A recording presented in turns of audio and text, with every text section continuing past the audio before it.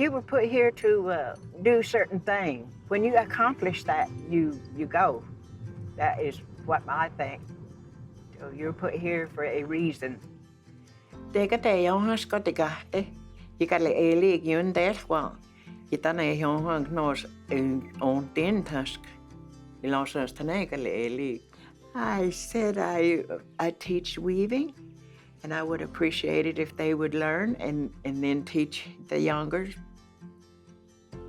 And I didn't hang out with the kids my age. I was around adults most of my life. And I still do. I'm still learning. I want to learn more. If I can find an elder somewhere, I want to talk to them and ask questions.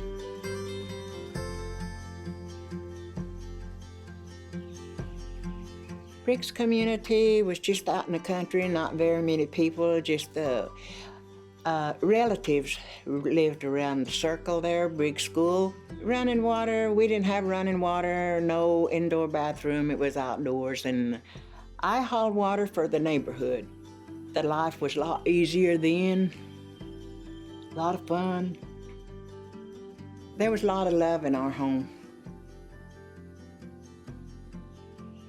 When we got sick, the elders went to the woods and got medicine for us. They didn't take us to the doctor. My dad was a mechanic, yes. His two brothers were mechanics. First, I learned how to read the numbers of the tools. Dad would tell me, go get this, go get that. I knew what he was talking about, so. And then after that, I guess I was about 3 or 4 years old when I tackled the brakes on, I think it was a 1927 Model T or Model T something, I don't know what it was. But anyway, I heard Dad talk about brakes on his car. He said, I'm gonna have to fix them. So I went out the door, I got the tools, crawled under there, and I tightened the brakes. And then I went back to the house. When he got in the car, he had brakes. I wanted to learn. I was very observant, you know. I started back in 50s when I was 15 years old. I had my 16th birthday there and at Sequoyah Weavers. And the weaving shop is still standing. I asked my mom if I could walk over to the weaving shop. There were a lot of people and a lot of cars there. She said, don't get into anything, don't bother anything, she told me. And I went over there, I think I was barefooted too, rode my bike up there. When I walked in, there were several women. I never did count, didn't know who they were. And a man came in, he had boxes under his arm. He said, would you like to learn?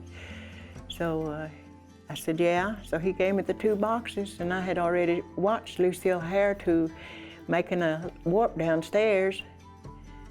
And so I just took the boxes on down there and I made the warp. And then she said, you're gonna have help carrying it back up, and we'll help you thread, she said. So it took almost all day long to do that. And then when we got it threaded, I came back the next day and I wove the blanket that one day. The weaving shop is shut down. So I don't know if they'll ever open it or not. So it'd be nice if they did. Oh. Osiyo. Osiyo. The other now. Look on. Okay. The Chanak, the Janti. Whatever you want. What do he do? Chanak goes. Got the well negation, the gold left hand. I became a national treasurer in '91. Cherokee Nation called, somebody from there called and said, meet us at the courthouse square. It was during the Cherokee holiday.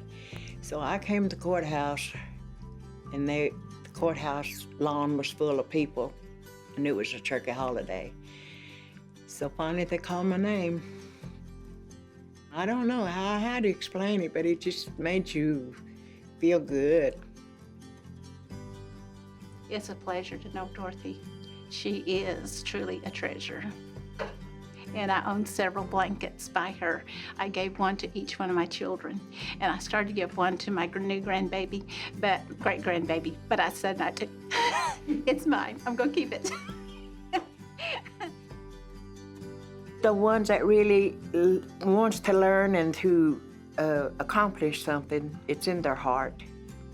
You can't make anyone like it if they're not going to like it or learn it. They have to. It comes from their heart.